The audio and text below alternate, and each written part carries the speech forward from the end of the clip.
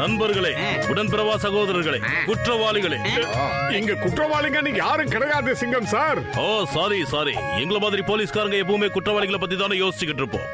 நண்பர்களே, இன்னைக்கு மோட்டு பத்லு நம்ம ஊர்ல மரத்தை நடுற ஒரு நல்ல விஷயத்த செஞ்சுக்கிட்டு இருக்காங்க. ரொம்ப அற்புதமான விஷயம். நாடு முழுக்க நாம நிறைய மரத்தை வளர்த்தே ஆகணும். நம்ம ஊரு உலகம் நந்தவனம் மாதிரி இருக்கணும். அப்படி ஏகப்பட்ட மரங்கள் வளர்ந்துருச்சுன்னா ரொம்ப அருமையான கிளைமேட் நமக்கு கிடைக்கும். ஆனா சிங்கம் சார், மரம் சீக்கிரம் வளர்றதுக்கான வழியை நீங்க தான் சொல்லணும். அது அருமையான டெக்னிக்கலா இருக்கணும். அதே நேரத்துல லேட்டஸ்ட் டெக்னாலஜியா இருக்கணும். நாசா விஞ்ஞானி கிட்ட போய் கேட்டு சொல்லுங்க. அட மோட்டு, என் உயிர் நண்பா, என் உடன்பிறா சகோதரா, அதுக்கான டெக்னிக்கை நான் கண்டுபிடிச்சு வச்சிருக்கேன்.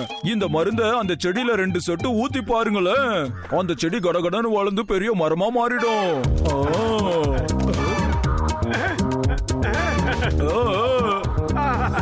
அட என்னப்பா ஆர்வப்படாதனமா இப்படி பண்ணிட்ட?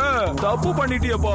நான் உன்கிட்ட 2 சொட்டு தானே ஊத்த சொன்னேன். அட பூசணிக்கா மண்டையா, 2 சொட்டு ஊத்துறா எங்கிருந்து மரம் வளரும்? ஃபுல் பாட்டில் ஊத்தினாதான் சும்மா கும்முன்னு வளரும், தெரியுமா?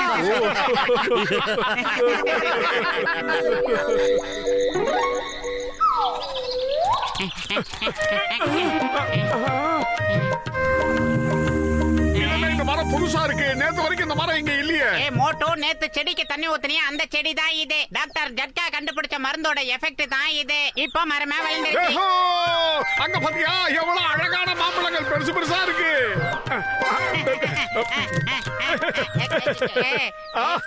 கஜா இதையா அந்த செடி இவ்வளவு பெரிய மரமா வளர்ந்துருச்சு? யோ டாக்டர், வா மரத டாப்பு டக்கறியா? வாங்க எல்லாரும் போய் பறிக்கலாம். மாம்பழம் எவ்வளவு பெருசா இருக்கு. ஜாக்கிரதா, இது என்னுடைய மரம். நான் தான் மாம்பழங்களை பறிப்பேன்.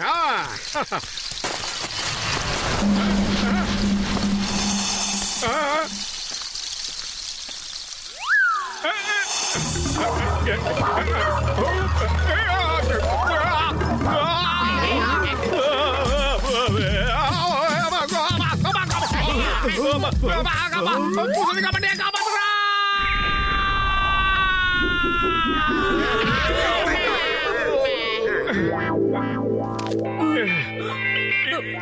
இந்த பூசணிக்கா மண்டையா நாசா விஞ்ஞானிமா இருப்பான்னு பார்த்தா நாசமா போன விஞ்ஞானியா இருக்கானே. நாம மனுஷங்களா இருக்கிறதுனால மழை, புயல், இடி, மழை எல்லாமே நம்ம கண்ட்ரோல்ல தான் இருக்கு. நீ சரியா தான் சொல்ற. போய் முதல்ல மாம்பழத்தை பறிச்சுக்கிட்டு வந்துரு. ஏண்டா மண்டையா, டேய் நான் இப்பதானடா உத வாங்கிட்டு வந்திருக்கேன். மறுபடியும் என்னைய போய் மாட்டி விட பாக்குறியா? மழை, புயல் இதெல்லாம் ஜெயிச்சு வந்தவங்கன்னு இப்பதானே பெருமையா சொன்ன மோட்டோ. அப்படின்னா சூப்பர் ஐடியா ஒண்ணு இருக்கு. நாம எல்லாரும் ஒன்னா சேர்ந்து கல்ல கிடத்து இந்த மரத்தை மேல கீரைகளா மாம்பழம் எல்லாம் கீழே விழுந்துரும். அதை நாம எல்லாரும் மொத்தமா எடுத்து சாப்பிடலாம். சீக்கிரமா வாங்க.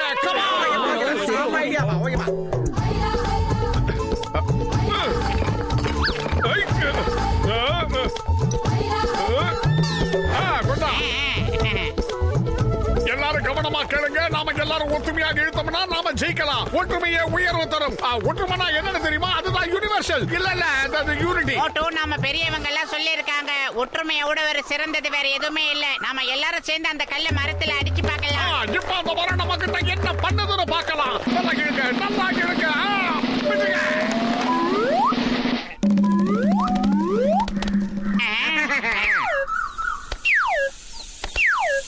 வாங்க சீக்கிரமா போய் கீழே விழுந்த மாம்பழங்களை எடுத்து நாம ஆறாமரம் உட்கார்ந்து சாப்பிடலாம். யார் தடுக்கிறாங்கன்னு பார்க்கலாம்.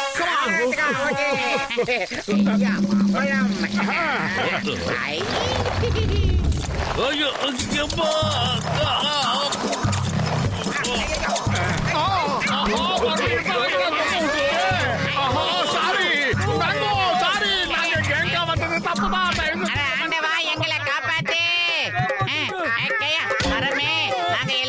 தப்பு பண்ணிட்டோம். மோட்டு பண்ண தப்புக்கெல்லாம் நாங்க சிக்கி சின்ன பின்னமா ஆகிட்டு இருக்கோம். எங்களை மன்னிச்சிடு.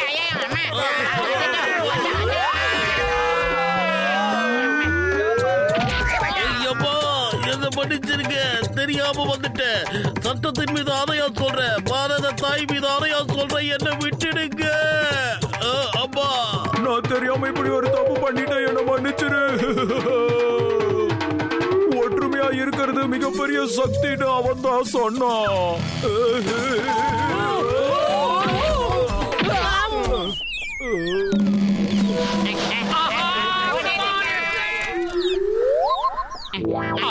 தலைவலி மண்டைய பொளக்குது. மரத்தை அரெஸ்ட் பண்றதுக்கு ஏதாவது ஒரு சட்டம் இருந்துச்சுன்னா நான் உடனே அந்த மரத்தை அரெஸ்ட் பண்ணி ஜெயில தூக்கி போட்டிருப்பேன். ஒரு வீணா போனவன். அட, அந்த மரத்தோட ஒரு மாம்பழத்தை மட்டும் யாராவது கொண்டு வந்து என்கிட்ட கொடுங்க. அதுக்கு மாத்து மருந்து எப்படி கண்டுபிடிக்கிறதுன்னு நான் பாக்குறேன். ஓகேவா? அதுக்கப்புறம் அந்த மரம் காணாம போயிடும். இப்ப அந்த மரத்துல இருந்து ஒரே ஒரு பழம் மட்டும் தான் வேணும். இந்த வேலையெல்லாம் நம்ம மோட்டுக்கு அல்பா சாப்பிடுற மாதிரி ஆச்சா? ஆஹா, முடியாது. அடி மேல அடி அடிச்சு அம்மிய நகரணுவாங்க. நான் இப்ப டம்மி ஆகிட்டேன். இந்த விட்டுருங்க. பிரச்சனை உருவாக காரணமே நீதான். அதனால இத நீதான் சரி பண்ணணும் மோட்டோ, புரிஞ்சுக்க. அது மட்டும் இல்லாம நீ ஒரு மாவீரங்கிறத மறந்துடுற மோட்டோ. போ, உன்னால முடியாதது எதுவும் இல்ல. பார்டர்ல இருக்கும் போது நீ எதிரிகளை எப்படி பந்தாடுனங்கிறத மறந்துடாத மோட்டோ. ஆஹா, இப்படி உசு பேசி என்ன ரணகலமாக்கிடுவானுங்க போல இருக்கு. சரி, ஆண்டவன் மேல பாரத்தை போட்டு முயற்சி பண்ணுவோம்.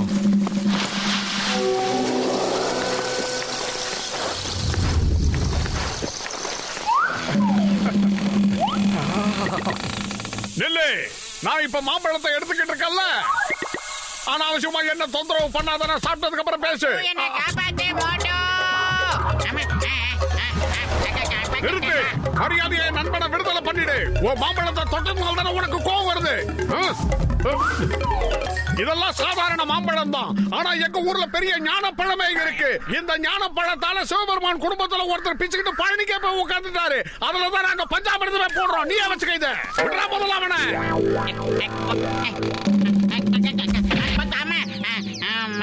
அந்த பயம் இருக்கணும்.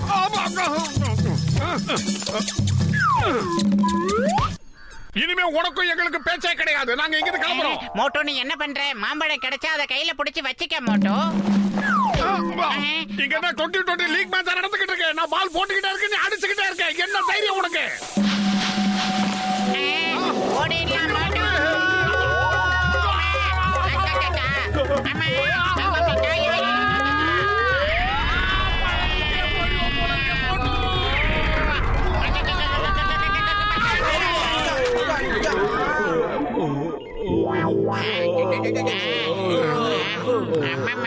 அட மோட்டு பத்துலு, இப்படி இடி விழுந்த மாதிரி வந்து விழுந்துட்டீங்களப்பா.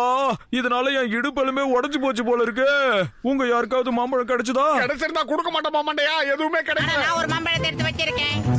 அது எப்படி இருக்குன்னா இப்படி இருக்கேன். டேய் மோட்டோ, ரொம்ப பிரமாதமா இருக்கு. ரொம்ப டேஸ்டியா இருக்கு. நல்லா இருக்கு. டேய் குண்டு மண்டு, இத ஜட்காவோட ஆராய்ச்சிக்காக தானே கொண்டு வந்தோம். அத போய் சாப்பிட்டியேடா. சாரிப்பா, இப்ப என்னடா பண்றது மண்டையா? இந்த மாம்பழ தோல் மட்டும் போதும்பா. இத வச்சு நான் வேலையை முடிச்சிடுறேன்.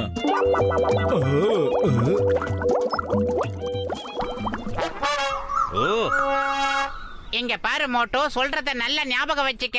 நீ ஊத்துற மருந்து வேருக்குள்ள போய் ஆகணும் மோட்டோ.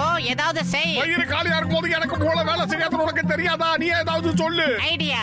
நீ சமோசா சாப்பிட்டுட்டு பக்கத்துல இருந்து போராடு மோட்டோ. நான் சமோசா சாப்பிடாமயே உன் பின்னாடி இருந்து எல்லாத்தையும் பாத்துக்கிறேன்.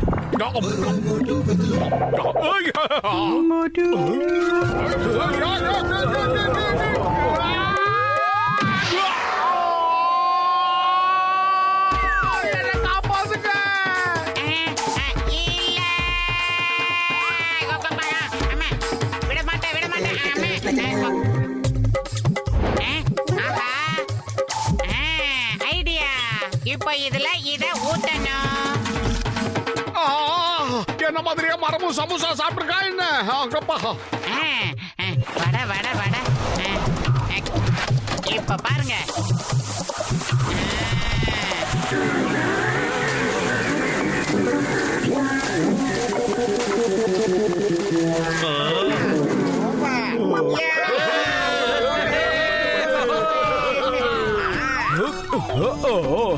இந்த செடி மேல வெளிக்காத்து படவே கூடாது.